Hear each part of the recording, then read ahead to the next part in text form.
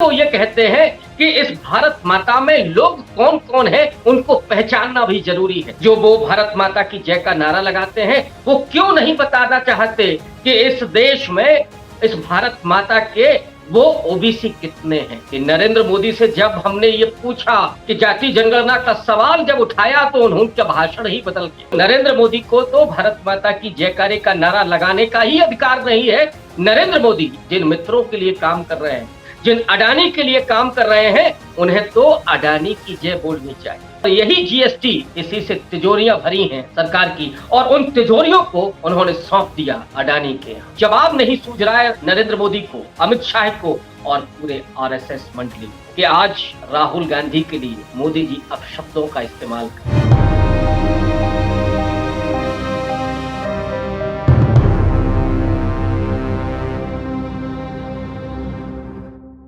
दोस्तों नमस्कार।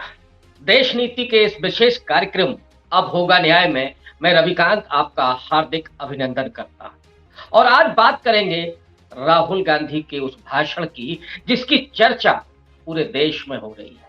कल राजस्थान के दौसा और बूंदी में 2 भाषण राहुल गांधी ने दिए और उसमें जवाहरलाल नेहरू की उन पंक्तियों को दोहराया और आज के संदर्भ में उसकी व्याख्या की। राहुल गांधी ने पूछा कि जिस भारत माता की जय का नारा आपने लगाया, हम लगाते हैं, नरेंद्र मोदी भारत माता की जय के नारा लगाते हैं, वो भारत माता क्या है, उसका मतलब क्या है। राहुल गांधी ने उसका मतलब अपनी तय समझाया। लेकिन दोस्तों, इस पर पंडित जवाहरलाल नेहरू ने 1920 के दशक में यानी आजादी के आंदोलन के समय ही चर्चा की। डिस्कवरी ऑफ इंडिया में इसका बाकायदा उल्लेख किया और उन्होंने कहा कि जब मैं एक गांव में पहुंचा और गांव के लोगों ने भारत माता की जय के नारे के साथ मेरा स्वागत किया, मेरा इस्तकबाल किया, तो मैंने उन गांव के लोगों से पूछा कि भारत माता क्या है। वे भोले भाले गांव के लोग खामोश थे। फिर मैंने बताया, यानी नेहरू जी कह रहे हैं कि इस देश के करोड़ों लोग, 35 करोड़ लोग, किसान, मजदूर, जमींदार, राजे महाराजे, इस देश के दलित, आदिवासी, किसान, ये सब भारत माता है। यानी हम उन 35 करोड़ लोगों की जय जयकार कर रहे हैं और इसलिए कर रहे हैं कि उनकी जय हो, उनका उत्थान हो, उनका सशक्तिकरण हो, उनको मुक्ति प्राप्त हो और उसमें लोगों को सशक्त करना, देश के लिए मजबूती से लड़ने के लिए तत्पर करना, तब भारत माता की जय की बात थी। आज राहुल गांधी 2023 में राजस्थान में ये बात पूछ रहे हैं। उन्होंने अपने ढंग से समझाया। उन्होंने कहा कि भारत माता, दरअसल हम सब भारत माता है। इस देश के लोग और इस देश की धरती, ये एक नया टर्म है उनके यहां, धरती। और फिर वो ये कहते हैं कि इस भारत माता में लोग कौन कौन है उनको पहचानना भी जरूरी है। वो भारत माता के लोग ओबीसी हैं, दलित हैं, आदिवासी हैं, जनरल हैं, हिंदू हैं, मुसलमान हैं, ये सब भारत माता है। तो उस भारत माता के उत्थान के लिए, भारत माता की जयकारे के लिए ये जरूरी है कि उन लोगों की पहचान हो, उन लोगों की गिनती हो। और फिर राहुल गांधी अपने कोर एजेंडे पर आते हैं और उन्होंने पूछा कि इस भारत माता में ओबीसी कितने हैं, क्या नरेंद्र मोदी बताएंगे। जो वो भारत माता की जय का नारा लगाते हैं वो क्यों नहीं बताना चाहते कि इस देश में, इस भारत माता के वो ओबीसी कितने हैं। उन्होंने कहा कि नरेंद्र मोदी को डर है कि वो जातीय जनगणना नहीं कराना चाहते। राहुल गांधी कहते हैं कि मैंने पार्लियामेंट में पूछा, मैंने पार्लियामेंट में यह सवाल उठाया कि कास्ट सेंसस किया जाना चाहिए ताकि पता चले कि ओबीसी की जनसंख्या कितनी है। एक्सरे की जरूरत है कि कहां समस्या है, जितनी आबादी उतना हक है। ये नारा बुलंद किया था राहुल गांधी ने। ये तभी होगा, न्याय तभी होगा जब जनसंख्या मालूम हो कि किस समाज के लोग और कितने हैं, तभी तो उनके लिए नीतियां बनेंगी। तभी उनके लिए लोक कल्याणकारी योजनाएं होंगी, तभी उनके बच्चों के लिए स्कूल खुलेंगे, तब उनके बुजुर्गों के लिए अस्पताल होंगे। ये जरूरी है कि वो जनगणना कराई जाए। राहुल गांधी कहते हैं कि नरेंद्र मोदी से जब हमने ये पूछा कि जाति जनगणना का सवाल जब उठाया तो उनका भाषण ही बदल गया।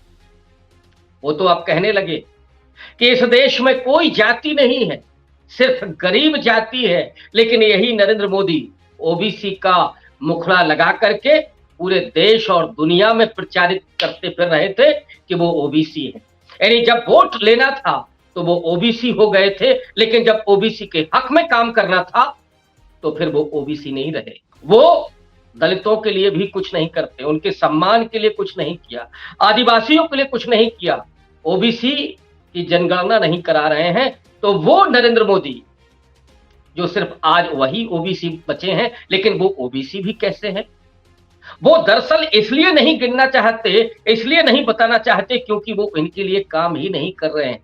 तो नरेंद्र मोदी को तो भारत माता की जयकारे का नारा लगाने का ही अधिकार नहीं है। नरेंद्र मोदी जिन मित्रों के लिए काम कर रहे हैं, जिन अडानी के लिए काम कर रहे हैं, उन्हें तो अडानी की जय बोलनी चाहिए। और एक और मुद्दा उठा दिया राहुल गांधी। उन्होंने कहा कि ये आपके लिए कुछ करते हैं क्या? ओबीसी के लिए इन्होंने कुछ किया क्या? अगर ये ईमानदार होते तो जो सेक्रेटरी काम करते हैं सरकार में, उन 90 में से सिर्फ 3 ओबीसी के नहीं होते, जो सिर्फ 5% बजट का एलोकेशन करते हैं। और इधर उन्होंने अपने मित्रों का 14.5 लाख करोड़ रुपया माफ कर दिया। और उन 15-20 लोगों का, 25 लोगों का जो 14.5 लाख करोड़ रुपया माफ किया गया, राहुल गांधी वो बात कहते हैं जो अब तक किसी नेता में कहने की हिम्मत नहीं हुई। उन्होंने कहा इन लोगों का जिनका ये ऋण माफ हुआ है उसमें से न तो एक भी दलित था, न एक भी ओबीसी था, और न ही एक भी आदिवासी था। इस सच का पर्दाफाश करना ये बड़े हिम्मत की काम।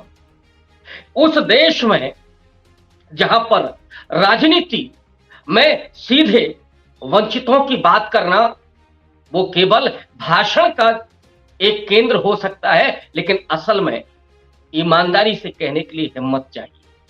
सोशल स्ट्रक्चर जो इस देश का है उसके बारे में बात करने के लिए हौसला चाहिए, उत्साह चाहिए। और राहुल गांधी वो बात कहते हैं। फिर ये भी कहते हैं कि अगर यही ऋण किसी किसान का होता, अगर वो ट्रैक्टर लेकर के आया होता तो क्या उसका माफ नरेंद्र मोदी करते? नहीं करते। उसका ट्रैक्टर सीज कर लिया जाता, उसको बेइज्जत कर दिया जाता। और इसीलिए इस देश में हजारों किसानों ने आत्महत्या कर ली, कर्ज में डूब करके। लेकिन अपने मित्रों का तो कर्जा उन्होंने माफ कर दिया। और ये आया कहां से? 14.5 लाख करोड़ कहां से आया? ये भी राहुल गांधी अपनी उस पैनी नजर से, बेहतरीन इकोनॉमी की समझ है और इसीलिए वो कहते हैं कि ये दरअसल वही पैसा है जो आपको और हमारे टैक्स के जरिए पहुंचा है। जीएसटी की बात करते हैं, जिसे वो कभी गब्बर सिंह टैक्स कहा करते थे। चाहे आप टी शर्ट खरीदने जाएं, मोबाइल खरीदने जाएं या माचिस ही क्यों ना खरीदने जाएं, आपको जीएसटी देना पड़ता है। और वो जीएसटी चाहे अंबानी को खरीदना पड़े या आपको खरीदना पड़े, बराबर देना पड़ता है। चाहे आप ट्रैक्टर में डीजल डालने के लिए जा रहे हो या मोटरसाइकिल में पेट्रोल भरवाने के लिए जा रहे हो, आपको जीएसटी देना पड़ता है। और यही जीएसटी, इसी से तिजोरियां भरी हैं सरकार की, और उन तिजोरियों को उन्होंने सौंप दिया अडानी के यहां। ये जो चर्चा है और ये जो एंगल उठाया है राहुल गांधी ने, ये असल में भारत माता को परिभाषित करना, उसको चिन्हित करना और उसकी गणना करना जरूरी। अब एक नजर जरा चलते हैं कि ये भारत माता को लेकर के राहुल गांधी की ये समझ बनती कैसे है। एक राजा की छोटी सी कहानी में सुनाता हूं। अपने बेटे को, राजकुमार को, उसने भेजा कि जाओ जंगल में और तमाम जानवरों, पशु पक्षियों की आवाज सुन के आओ। वो राजकुमार जाता है, कुछ दिनों के बाद लौटता है। राजा पूछता है किसी जानवर का, किसी पक्षी का नाम लेकर के, उसकी आवाज सुनी क्या? नहीं, फिर से जाओ। और तब तक वो राजा उस राजकुमार को भेजता रहा जब तक उसने सांप की फुफकार को भी नहीं पहचान लिया। दरअसल ये वो कहानी एक सीख देती है कि वो असली जननायक होता है। राजा तो वो सामंतवाद की बात है, लेकिन लोकतंत्र में देश का असली नायक वो होता है, असली नेता वो होता है जो देश के लोगों से परिचित होता है। और भारत जोड़ो यात्रा ने राहुल गांधी का परिचय कराया इस देश के लाखों लाख करोड़ों किसानों से, दलितों से, आदिवासियों से, उन महिलाओं से, विकलांगों से, खिलाड़ियों से, इस देश की भारत माता से। और वहीं से राहुल गांधी को यह सलाहियत प्राप्त होती है कि वो जब नौजवानों से पूछते हैं कि तुम्हारा सपना क्या है, नौजवान कहता है कि आईएएस बनना चाहता हूं, इसलिए क्योंकि देश चलाना है। तो ख्वाब नरेंद्र मोदी ने खत्म कर दिए। विश्वकर्मा योजना लेकर के आए कि वहां मोची का बेटा मोची बनेगा, बढ़ई का बच्चा सिर्फ बढ़ई बनेगा, कुम्हार का बच्चा सिर्फ घड़े बनाएगा। लेकिन राहुल गांधी कह रहे हैं कि हमारी सरकार, हमारी पार्टी इंग्लिश मीडियम स्कूल खोलना चाहती है। हमारे स्कूल चल रहे हैं जिनमें एक आदिवासी का बच्चा भी अगर हवाई जहाज ऊपर से गुजरे तो वो ख्वाब देखे कि उसे पायलट बनना है। एमबीए करने का ख्वाब हो, आईआईटी करने का ख्वाब हो, आईएएस बनने का ख्वाब हो, डॉक्टर, इंजीनियर, कलेक्टर और प्रोफेसर, पत्रकार बनने का ख्वाब हो। ये ख्वाब देखना जरूरी है किसी भी देश की तरक्की के लिए, किसी भी समाज के उत्थान के लिए और उसके जयकारे के लिए। तभी भारत माता की जय का नारा सार्थक हो सकता है जब इस देश के लोगों का उत्थान हो रहा हो, उनका सशक्तिकरण हो रहा हो और उनका जय जयकार हो रहा है। दोस्तों, राहुल गांधी ने भारत माता की जय के नारे के इस विश्लेषण के जरिए एक और बिंदु जिसकी तरफ मैं आपका ध्यान ले जाना चाहता हूं, कहा कि ये धरती भी भारत माता है। ये धरती वो जिस पर निगाहें अडानी की। आदिवासियों को संबोधित किया उन्होंने, क्योंकि इस इलाके में आदिवासी भी रहते हैं। और उन आदिवासियों से रूबरू होकर के राहुल गांधी कहते हैं कि अडानी तो आपके जल जंगल जमीन पर निगाहें टिकाए हैं और अडानी के हाथ में नरेंद्र मोदी का रिमोट कंट्रोल है। मोदी जी सब कुछ बेच देना चाहते हैं, अपने दोस्तों को हवाले कर देना चाहते हैं। आदिवासी इस देश के पहले मालिक हैं, असली मालिक हैं और उनके अधिकारों को संरक्षित रखना, उनके जल जंगल जमीन के अधिकारों को बचाए रखना ही, उनको सौंपना, वही असली भारत माता की जय है। दरअसल बीजेपी की जो ताकत रही है, बीजेपी का जो नैरेटिव रहा है, वो हिंदुत्व और राष्ट्रवाद का रहा है, एक एग्रेसिव राष्ट्रवाद। और उसमें ये भारत माता की जय का नारा भी था। मैं थोड़ा सा फिर से इतिहास में ले चलता हूं।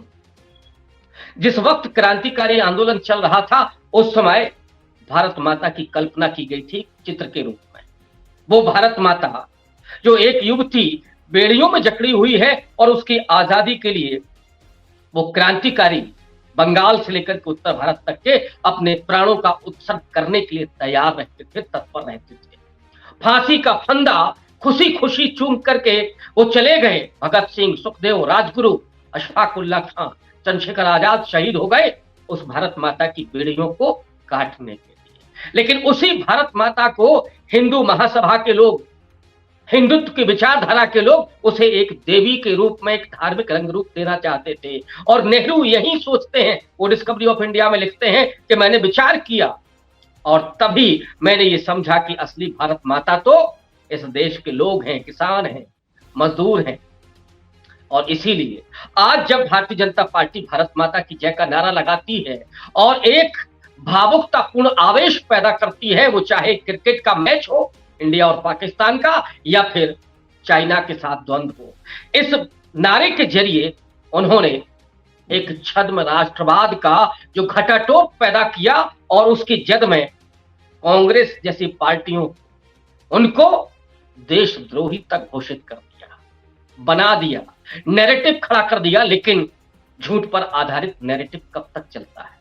राहुल गांधी जब ये पूछ रहे हैं कि असल में भारत माता का मतलब क्या है, भारत माता की जय का नारा लगा देने मात्र से कुछ नहीं होता, कोई देश तरक्की नहीं करता, बल्कि इस देश के लोगों को, असली भारत माता को, किसानों, मजदूरों, दलितों, पिछड़ों, आदिवासियों, गरीबों, महिलाओं, इन सब को जब तक सशक्त नहीं बनाया जाएगा, उनको नौकरियां नहीं दी जाएंगी, महंगाई कम नहीं होगी, भ्रष्टाचार खत्म नहीं होगा और जब तक लोगों के अपने अधिकार बहाल नहीं, मजबूती से उन्हें अपनी अभिव्यक्ति की आजादी नहीं हासिल होगी, तो फिर भारत माता की जयकारी का नारा लगाना बेईमानी होगा। और ये राहुल गांधी का नैरेटिव आज पूरे देश में छाया हुआ है। भारतीय जनता पार्टी इसके सामने नतमस्तक है और कोई जवाब नहीं सूझ रहा है नरेंद्र मोदी को, अमित शाह को और पूरे आरएसएस मंडली को।